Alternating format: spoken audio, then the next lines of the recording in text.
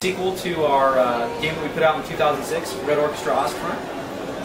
I'm going to start by showing you some of our multiplayer game types. The first one I'm going to show is entitled Territory.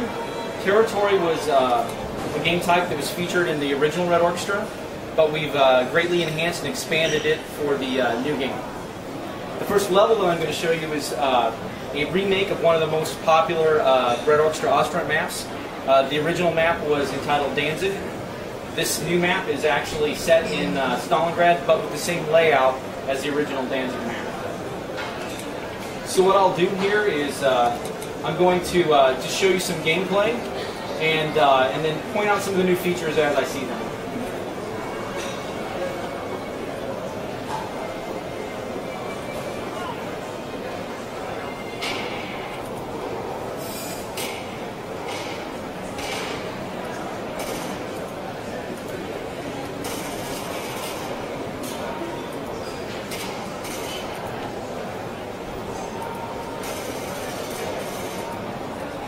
So what I'm demonstrating here is our first-person cover system. You walk up to any object in the game, press your cover key, and the player will lock on to and take cover behind the object. I can do things such as peek over the top of the cover by pressing forward. I can use my aiming key to very quickly pop up, take shots, come back down, and I can even blind fire over the top of the cover. This is particularly useful if you know there's an enemy on the other side of the cover object, but you don't want to expose yourself to fire.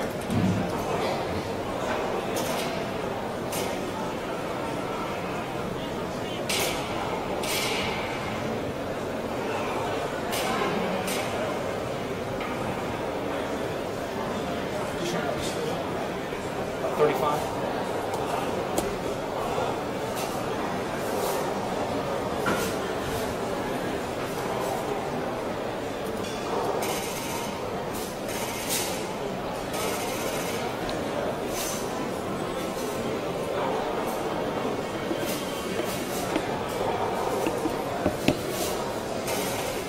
One of the things you might notice as you see the German and Russian soldiers running around is that the soldiers, the German soldiers will carry their rifle, their weapon in their right hand when they sprint.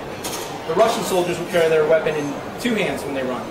This has been added to the game not just as a visual element, but also as a gameplay feature. Because if you see a soldier in the distance running with their rifle in one hand, you know it's a German soldier. If you see a soldier running in the distance with the rifle in two hands, you know it's a Russian soldier. So it makes it easier to figure out if it's an enemy soldier in the distance and not a friendly soldier.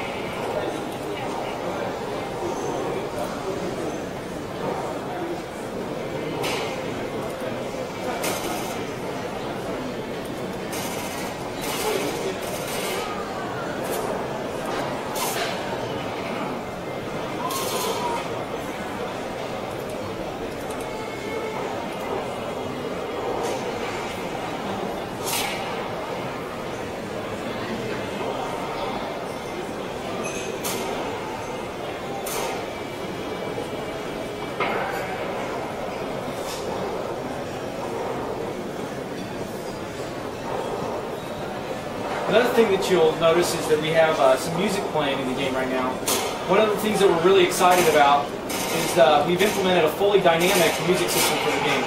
What this means is we track the morale state of both teams, and based on the morale state, we change the music dynamically. So if your team is doing really well, you'll hear triumphant music. If your team is doing poorly, you'll hear more somber music.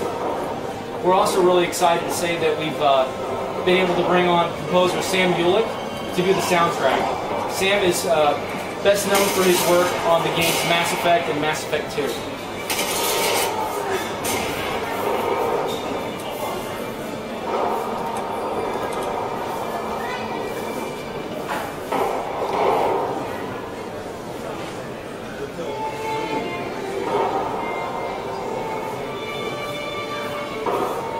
The AI is getting the better of me in this one.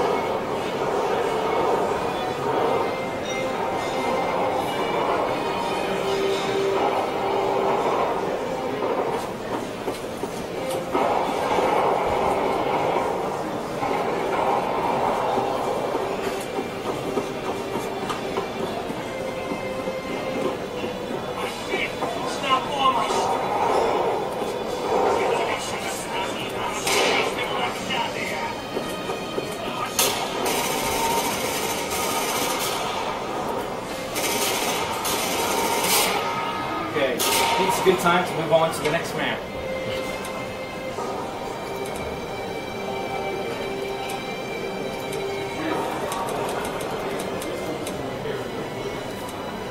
Alright, so what you just saw was Danzig, or the remake of Danzig with the territory game type. Now we're going to show you an all-new game type. It's called Countdown. This is a new game type we've created for Heroes of Stalingrad, whereas territory is a respawn game type where when the players die, they respawn together in waves.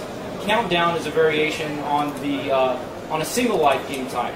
What that means is if you've seen a single life game type in games like Counter-Strike, like that, when the player dies, they're usually out until the end of the round. One issue, though, with game types like this is typically the levels have to be kept fairly small to keep the gameplay intense and keep the play focused. So what we've done is rather than have one life for the entire match, we've created much more in-depth scenarios like you're about to see here, where we have a single objective per stage of the level. And you get one life per team member for each stage. The final objective is actually up here in the top floor of the grain elevator. But since we do this in stages, we can have smaller, intense, localized fights for the objectives that are very tactical. And once those are completed, we can move on to the next stage. This really allows us to do much bigger levels. As you see here, my team just captured the stage. All of the dead players respawn, and now we have another objective further on in the level.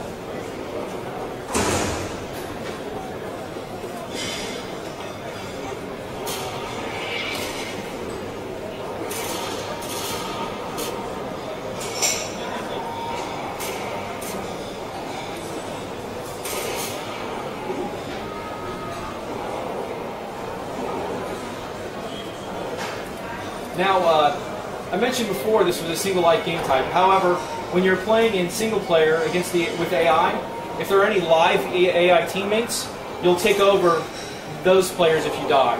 If you're playing with all human players, then if you die, you're out until your team completes a stage or until your team loses.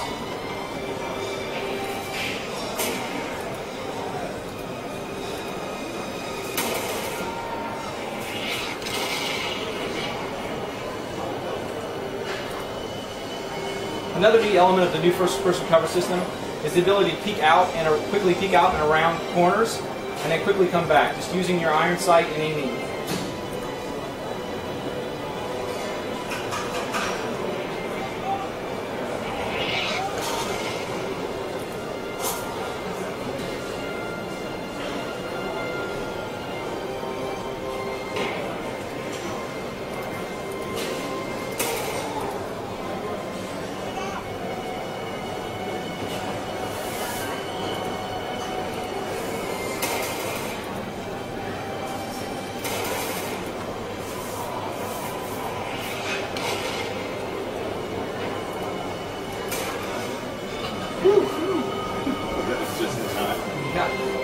That's one thing you might notice popped up at the end there, a little timer up here.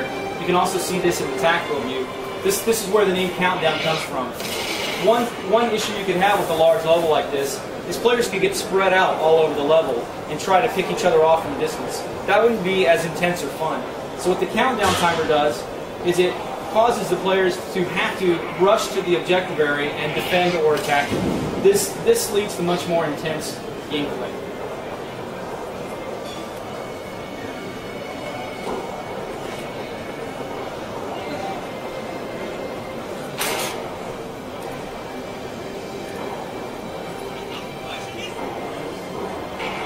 One thing I don't believe I pointed out earlier, we like to mention that while we're really excited what we have to show today, it is an late alpha build, so you could expect to potentially see some bugs or incomplete content.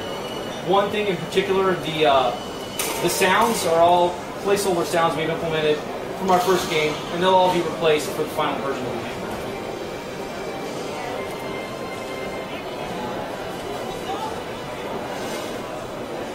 One thing you just saw me do there as well, I actually have the ability to give, as a commander, to give my squad mates, fire teams and squad mates, different kinds of orders.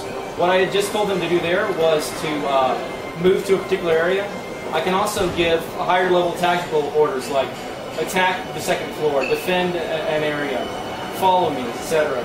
And what this allows me to do is either to directly control where the AI go, or just tell them to do something, and then they will dynamically figure out how to attack or defend that objective area.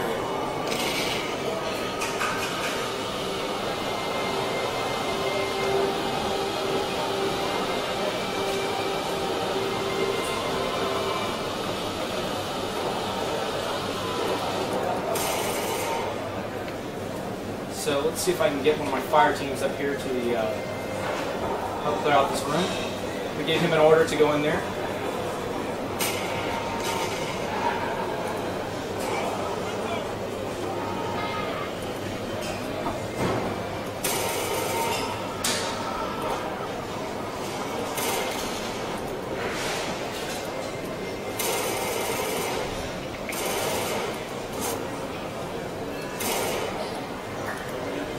Alright, what you're seeing here is what we call our slow death effect. If a player gets shot in a vital area such as the head or the heart, the player will die instantly. But if they get shot in some place like the stomach, they could bleed out over a few seconds and have the opportunity to take a couple last shots while they're dying. Control is diminished, so it's difficult to do, but they can possibly get revenge on their attacker.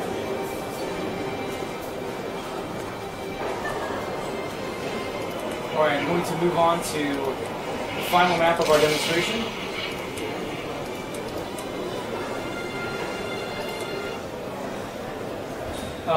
Are you familiar with the original Red Orcherstra?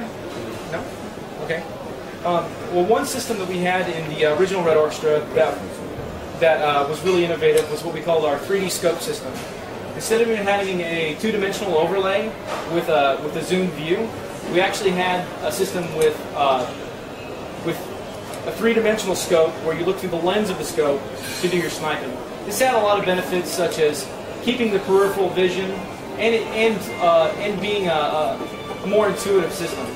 For the new game, we've implemented what we call our 3D Scope System 2.0, which is a highly enhanced version of what we had in the original one. So I'll show you now the differences. So you can see here, in a traditional other first-person shooters, they have a two-dimensional overlay, and you lose all of this peripheral vision on the side. Enemies will walk up on the side and shoot you, and you'll never see them. So this is an advantage of the 3D scope system. For the new game, we've enhanced the visuals. We've got a nice refraction effect here, so it looks like you're looking through glass. But we've also added a lot of new gameplay features to 3D scopes. If you've looked through a telescope or binoculars or a sniper scope before, you know when the lens gets misaligned, you get this black shadow effect. We've actually modeled this in the new game. This actually, we wanted to give the sniper one of their realistic disadvantages, because snipers tend to dominate a lot of online shooters, and this gives us the sniper a realistic disadvantage.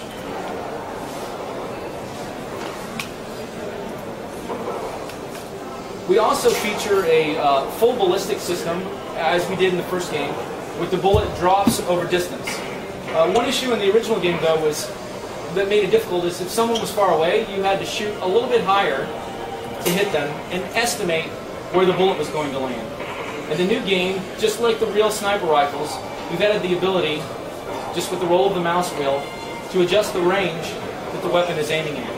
So for instance, if there's an enemy at 300 meters, you dial in 300 meters and shoot directly at them. This is a lot easier to do. Another thing about sniping in games is when enemies get near you, it's difficult to shoot them. If they're far away, it's not too bad. When they get near you, it's difficult. So one of the things we've learned in our research on these weapons is these World War II sniper rifles were still equipped with their regular weapon sights.